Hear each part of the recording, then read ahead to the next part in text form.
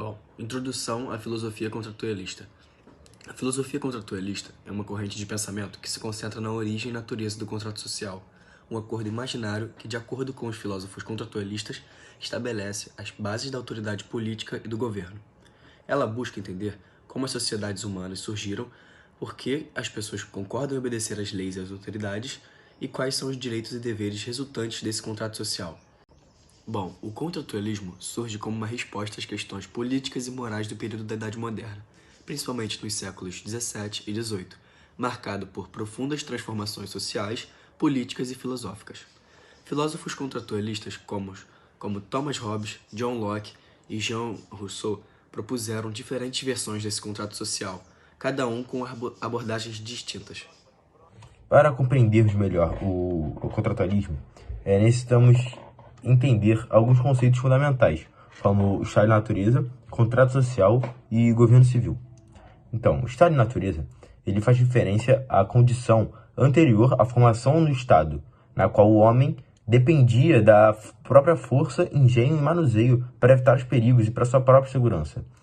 E isso é anterior ao contrato social.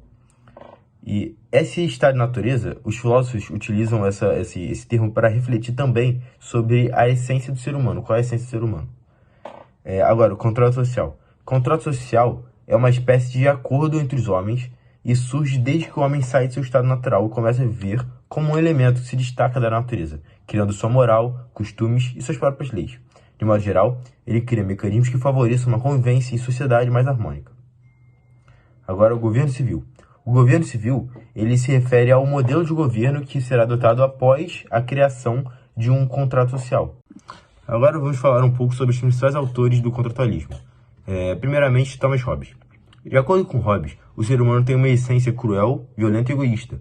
Portanto, durante o estado de natureza, ou seja, antes da criação do Estado e da formação do contrato social, vivíamos em um estado de guerra contra todos, guerra constante. Então o homem assinou o contrato social para evitar mais mortes violentas, trocando sua liberdade pela paz. Segundo esse filósofo, o modelo de governo mais eficiente para evitar mais mortes violentas seria a monarquia absolutista sem teologia. E a única função do monarca é exatamente esse, evitar mortes violentas. Sendo que guerras e penas de morte por crimes não contavam como mortes violentas. O próximo autor contratualista que iremos nos referir agora é sobre John Locke. De acordo com John Locke, todos nascemos com certos direitos naturais, que são alienáveis. Estes são o direito à vida, à liberdade e à propriedade privada. Sendo que, de acordo com John Locke, o mais importante seria o direito à propriedade privada. E o homem assina o contrato social e cria o Estado com o objetivo de promover a garantia desses direitos para todos. Importante agora complementar o que o Zé Ricardo falou, falando que basicamente o governo ideal, o governo civil ideal para o John Locke era o parlamentarismo. Também ele falava que a população podia se rebelar contra esse governo em situações como basicamente quando o governo ele respeitasse as leis que garantissem a liberdade civil dos indivíduos. Agora falando um pouco sobre o Rousseau, que ele dizia que por meio da teoria do estado de natureza, que o ser humano ele era livre, igual, independente da natureza. Ele era o famoso bom selvagem, mas com a criação da propriedade privada, aí sim que dá início à corrupção humana, dá início à maldade no mundo. E assim, com esse conflito gerado, é que estabelecido o contrato social por meio das leis que garantem a liberdade civil do ser humano. É importante a gente falar agora sobre a vontade geral, que ela vem do povo, ela é soberana e ela é dominante e ela deve ser respeitada pelo governante. O governo civil estabelecido pelo Rousseau, ele pode ser qualquer um, desde que respeite a vontade geral do povo. E o povo ele pode se rebeliar se, por exemplo, sua vontade não estar sendo atendida, se ela for desrespeitada. E outro caso que o povo pode se rebelar é quando o direito à vida e à propriedade estão sendo ameaçados, estão sendo cortados pelo Estado, pelo governo da época.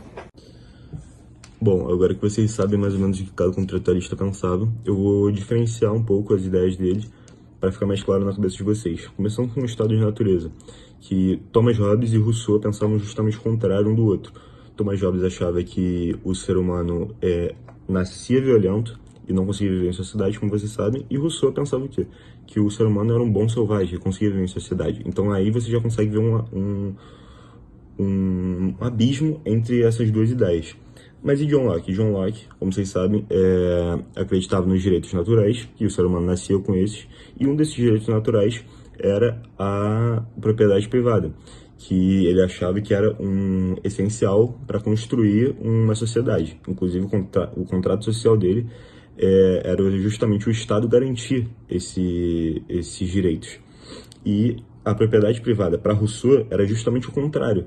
Ela achava que corrompia a sociedade e formando classes sociais e dividindo muito essas classes, causando uma sociedade muito desigual, ou seja, não era bom. Então, para você ver, o contrato social que John Locke pensava era o contrário de Rousseau, e o estado de natureza que Thomas Hobbes pensava era o contrário do que o Rousseau pensava. Então, você já consegue ver ideias completamente diferentes, mas que todas vão gerar um governo civil. E, mais uma vez, a gente tem outra diferença muito grande entre o Thomas Hobbes e o Rousseau. Thomas Hobbes, ele acreditava que o ser humano tinha que abdicar da liberdade para conseguir a segurança. Isso através de um absolutismo. E o Rousseau acreditava o contrário, que o Estado, escutando a vontade geral, ia conseguir gerir a sociedade tranquila. Então, o Thomas Hobbes achava que centralizar o poder e botar isso na mão de uma pessoa ia dar certo, e o Rousseau achava que a sociedade, como um todo, ali, discutindo, conseguiria gerir a sociedade de uma forma muito tranquila. Então, para você ver, toda hora, do estado de natureza, ao contrato social e o governo civil, todos têm diferenças e às vezes elas podem ser pequenas, às vezes elas podem ser muito grandes, né, como principalmente o Hobbes e Rousseau. E essas diferenças atuam até hoje na nossa sociedade. Mesmo essas ideias deles tendo sido muito antigas, elas atuam até hoje. Mas isso o Machado vai explicar um pouquinho melhor para vocês terem noção de como isso afeta, né, como essas ideias de filosofia política afetam a nossa sociedade de hoje em dia. Bom, agora que vocês sabem um pouco sobre os filósofos e suas ideias político-filosóficas, convido vocês a fazer uma reflexão. Como essas ideias sobre contrato social e estado de natureza podem ser usadas como ensinamento na sociedade atual e no nosso dia a dia?